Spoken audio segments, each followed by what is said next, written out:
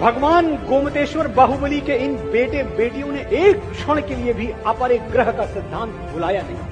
मैं आपको कुछ आंकड़े बताता हूं, आप ध्यान से सुनिए। हमारे देश में 16,000 गौशालाएं हैं जहां गाय की सेवा मां की तरह की जाती है। इनमें से 12,000 गौशालाएं अकेले जैन समाज संचालित करता है।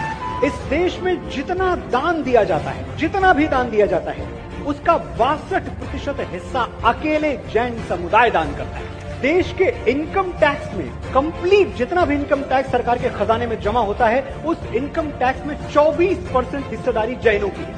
अगर मैं एक लाइन में बोलूं तो ये जो नया भारत है जिसके नव निर्माण में मैं और आप जुटे हुए हैं, इस नए भारत के निर्माण में 1/4 25% भागीदारी अकेली जैनों की है। और जैन गिनती में कितने हैं? 0.37%, यानी आधे प्रतिशत से भी कम।